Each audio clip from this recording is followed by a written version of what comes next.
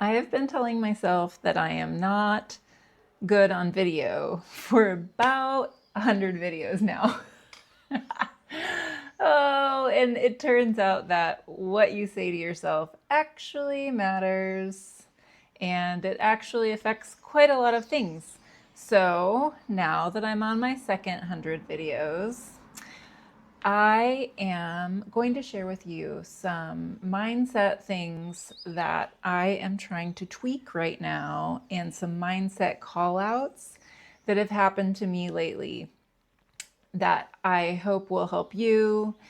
It's helping me to talk through it here and really realize that I can believe things, but I'm not necessarily acting on the things that I believe, especially when it comes to mindset.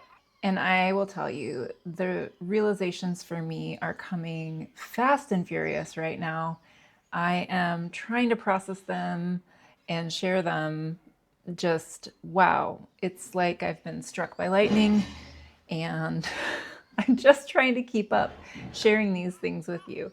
So, welcome to the jungle, a series where I bring you along as I try to build a business I actually like. Today, I want to share a couple of weeks ago. I was in the middle of my second break during my 100 videos, my first 100 videos, and I was on a call with some other people who are working really hard at their YouTube, and Glow Atanma was leading the call. And I said something, she was prompting us and asking us some questions, and I said something like, I'm not good on video. I'm so much better at writing. And she said, bless, bless, bless. I'm so glad for people to tell me true things. She said, okay, well, if I was learning to ice skate and every day I went out there and I didn't know what I was doing, but I was learning some things, would it be more helpful if I said to myself, I'm learning to ice skate? Or if I said to myself, I'm not good at ice skating. And she said it much better than me. Oh my word. It's like construction season here.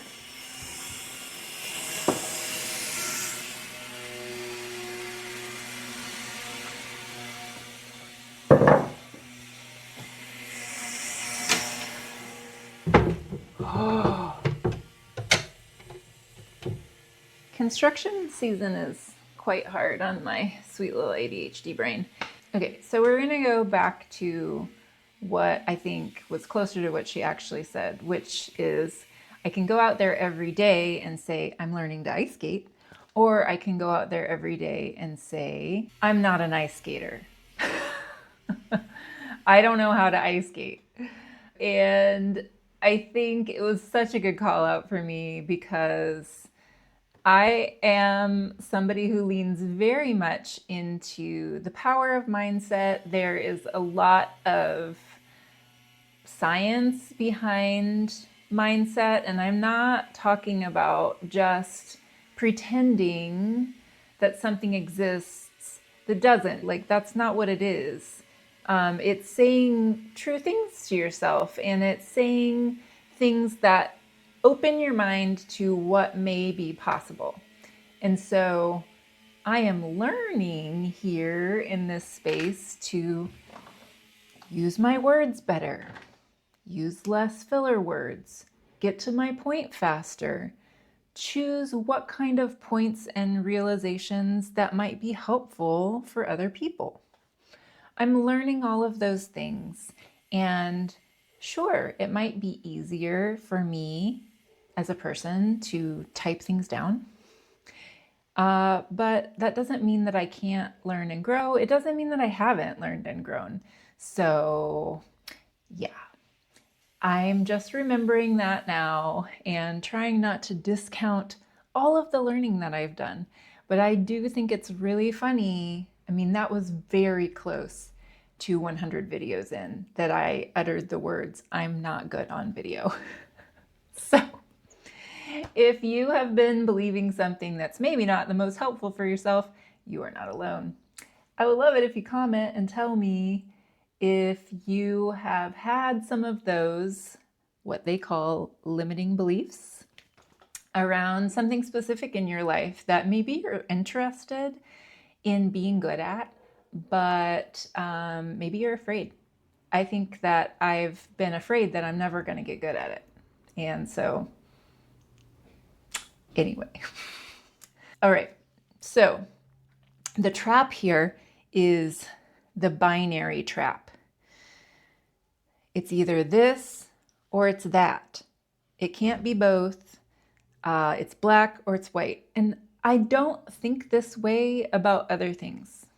I really, really try to have an approach of understanding nuance and understanding that two things can be true at the same time. And so I think it's just really interesting that with learning and growing with a business, or learning and growing to make engaging YouTube videos and to be who I really am and to talk about what I really want to talk about on YouTube, that in my mind, I'm like, no, but I'm good at writing, as if I can't, that I'm stuck, that I'm only stuck at being good at writing. And if I'm good at writing, then I can't be good at video. And that's simply not true.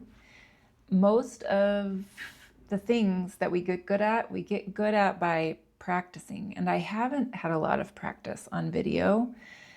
I've just had the 100 videos. Before I was doing short form, and that is a completely different beast, honestly. It's a lot more like, hey, pay attention to me, which I really don't like. It didn't suit me, and that didn't feel good. So anyway, I'm very, very new, like less than a year into long form video creation. So I need to just give myself a break and stop thinking in such binary ways when that is not the way that I tend to think about anything else in my life. In fact, I have a whole philosophy that I talk about a lot on here about both hands. Both things can be true. I'm not going to go into it right now. I'm supposed to do that at the end of my video. I have a schedule for myself, which is good. It's good for me to have a framework, as Renee in session told me the other day. Anyways, so I want to talk about one time that the mindset thing was really high stakes for me. And in fact, it contributed to me having a 20-year dream that I did not believe could happen, and I didn't take any motion on. Take motion?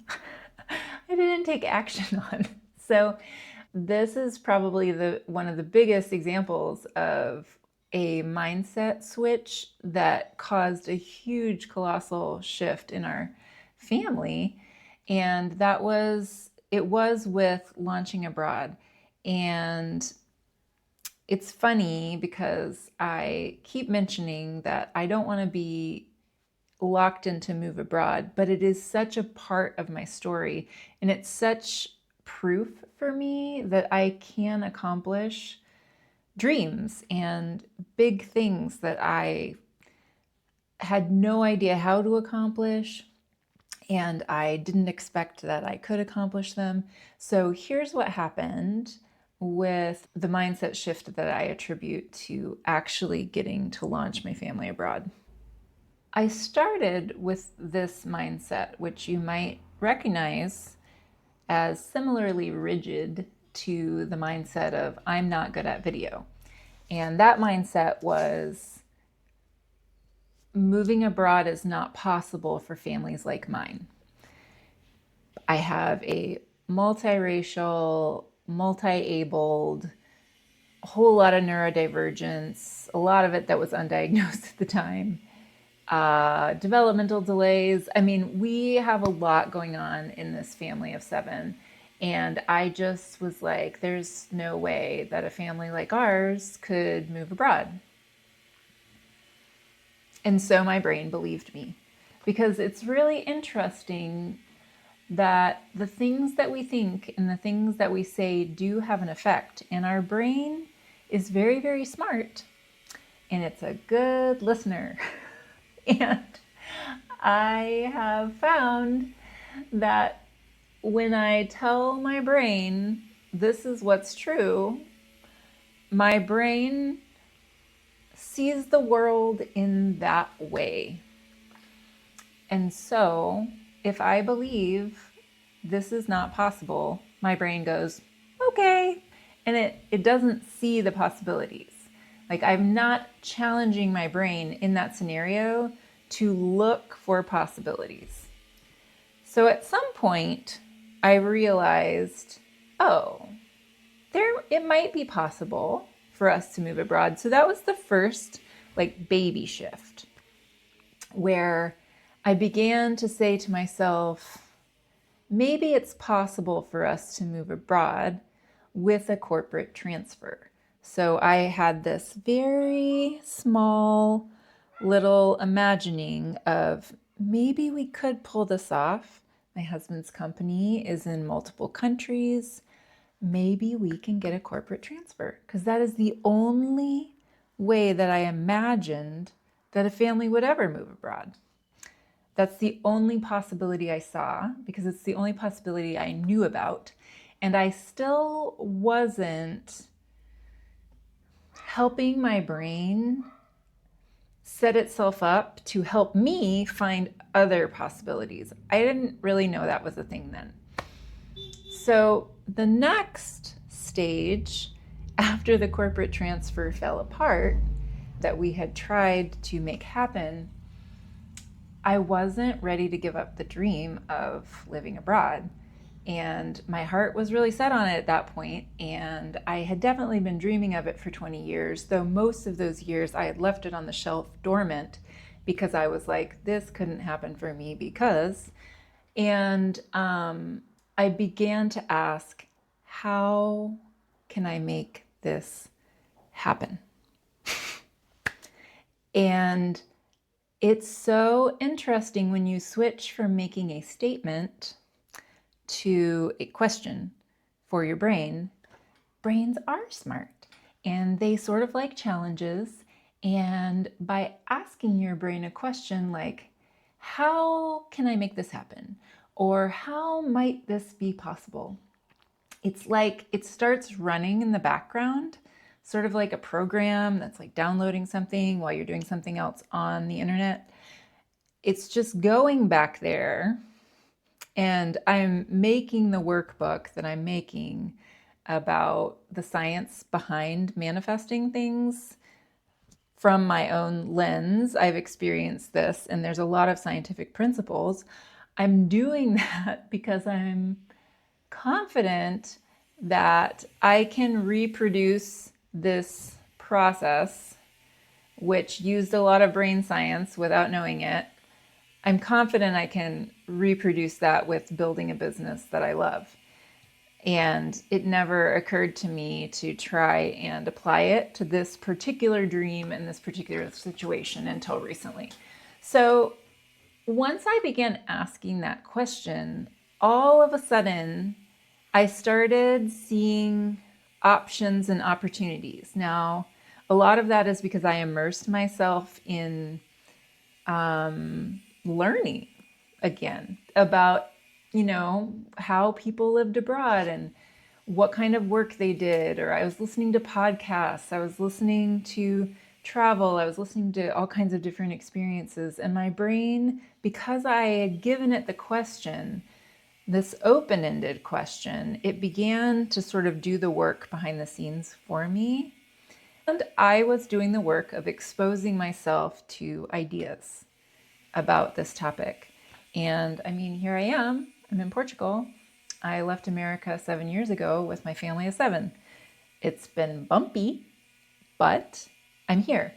And there are so many more possibilities, I believe, for our lives than we are even able to see, simply because of this kind of binary thinking that I was describing earlier and that I was engaging in about video making.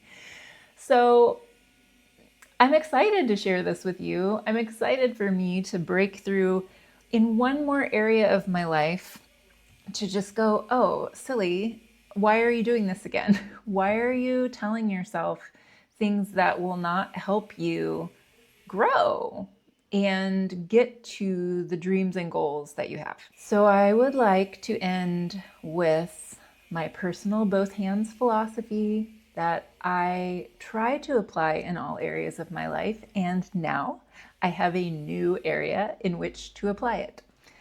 What is true? In one hand, what is true is I was not being completely honest with myself during my 100 videos. I was not willing to not tell myself, but I was not willing to get real about the fact that I wasn't excited about helping people with the technicalities of moving abroad. That's one. Also true is I was growing and changing, and I was talking about things that mattered to me. Now I was trying to hook them into this, and I was probably limiting myself by trying to connect it too much to this role that I was taking on. But I did learn things, and I did talk about a lot of things that I care about. And those are both true. So the both hands philosophy I use a lot, and it's really nice to get some integration in my life right now and have this idea that I believe very strongly come into a new area of my life. So for instance, I really enjoy writing, and writing is something that comes more easily to me, and I communicate more clearly when I apply myself in writing. And I'm growing with the way that I communicate on video. I am capable of learning and changing, and it actually probably just takes a lot of reps. And this doesn't have to be at the expense of this, and this doesn't have to be at the expense of this. They can actually both be a thing. They can probably help each other, but at the very least, they can both exist. And I talk about this a lot with beauty, horrors. The horrors in the world are real. That doesn't mean that the beauty isn't real. They're both real, and we get very binary in our thinking. We get very black and white. We think everything's this or everything's this. And that's simply not true about most things in the world. Marriage is hard. Marriage can be beautiful. For me, it's both. If it is not both for you, I have a lot of friends getting divorced, and I will cheer you on if that's what you need to do. That is neither here nor there, but you get the idea. This is something that's really important to me in the way that I see the world, and it really helps me deal with life's complexities. And so I'm really glad to bring this both hands approach to my business and to growing and to my YouTube channel. So anyways, thanks for listening. I'm Andy. I'm really glad, really glad to have you here, friend. You can see I'm just sort of excited about all this today, but I hope the mindset things that I brought up today might help you just tweak your thinking in a way that gives you back your dreams. Maybe you have dreams that have been sitting on the shelf because you deemed them impossible. And I'm a realist. Not all dreams are possible. Grief has greatly impacted the way that I see this. I have friends who did not get to live a very long life and pursue all of their dreams. So I'm not here to tell you you can do anything and anything anywhere is possible. We have constraints, we have human constraints, and we have so many possibilities that we don't even let ourselves consider. And we don't do ourselves any favors by telling our brain that I could never do that. That's not me. I'm not good at that. We don't do ourselves any favors, especially when we have a dream that's connected to needing to be able to break through that statement. So I hope that you break through a statement in your brain today. Maybe you can just tweak it just a little bit, like I did at first, from this is not possible to maybe it's possible if. Anywho, I ran out of ideas. I ran out of things to say, and so I will be seeing you tomorrow.